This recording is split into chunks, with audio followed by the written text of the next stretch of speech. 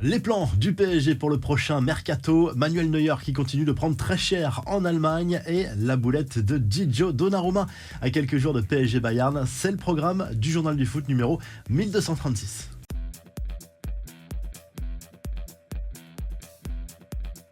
Les confidences de Luis Campos lors d'un entretien accordé à Téléfoot. Le conseiller football du Paris Saint-Germain a évoqué les dossiers chauds du moment et notamment le mercato à propos de la prolongation de Lionel Messi. Les choses avancent bien, les discussions se poursuivent, mais pour le moment, rien n'est acté. Le Portugais a également parlé du dossier Hakim Ziyech dont le transfert a capoté au tout dernier moment en provenance de Chelsea. C'est d'ailleurs le club anglais qui a tout fait pour retarder les choses et a fait capoter l'opération selon Luis Campos dans les derniers instants de ce mercato hivernal. Campos qui a également parlé de Kylian Mbappé. Il a été particulièrement élogieux envers l'international français qu'il considère tout simplement comme le meilleur attaquant du monde. Du côté de Neymar, là aussi le discours est très positif. Il est exemplaire depuis le début de la saison sur et en dehors des terrains d'après le conseiller sportif du Paris Saint-Germain. Neymar qui a d'ailleurs fêté ses 31 ans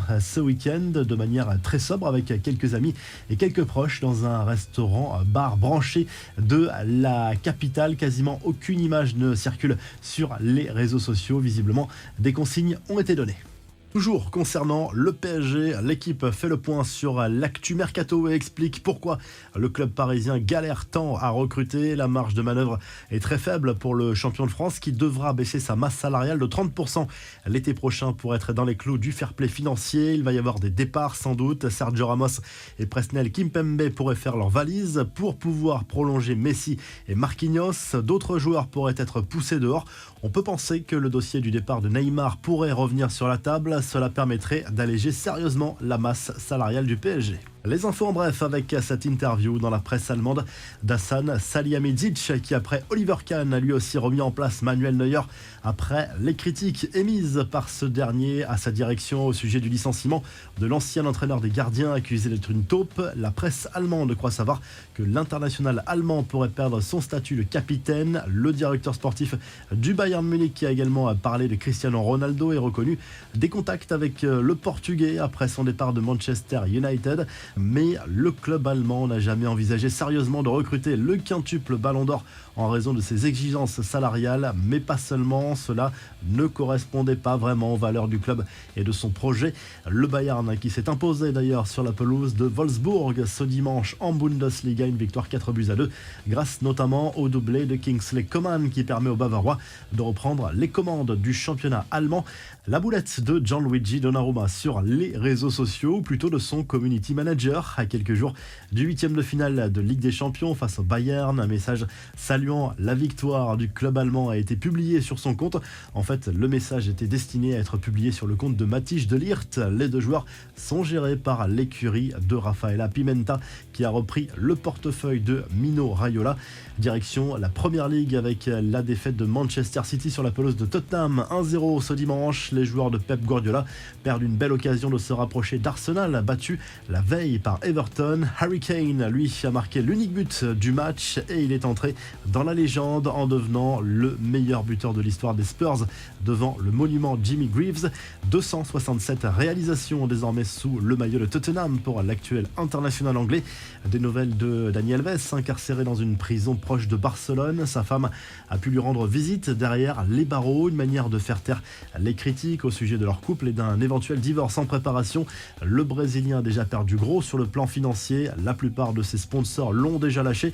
Le club mexicain des Pumas qui a récemment rompu le contrat de l'ancien Blaugrana lui réclame 4,5 millions d'euros. Le club va faire jouer une clause qui stipule que le joueur doit être sanctionné s'il est impliqué dans tout scandale rendu public ou tout acte considéré comme un crime. La revue de presse, le journal L'Équipe revient sur ce coup de tonnerre en Ligue 1. La défaite à domicile au stade Vélodrome de l'OM face à Nice, 3-1 dimanche soir en clôture de la 22e journée de Ligue 1. Les Marseillais laissent filer le PSG en tête avec 8 points d'avance désormais pour les Parisiens sur l'OM et sur Lens. L'OM qui n'avait plus perdu depuis le mois d'octobre en Italie. Le Corriere dello Sport revient sur ce derby entre l'Inter et l'AC Milan remporté par les Nerazzurri 1-0 en Serie A. L'AC Milan qui s'enfonce d'ailleurs dans la crise. Ils sont désormais 6e, les Milanais au classement. L'Inter est 2e derrière le Napoli, intouchable en tête. Les Napolitains qui comptent 13 points d'avance après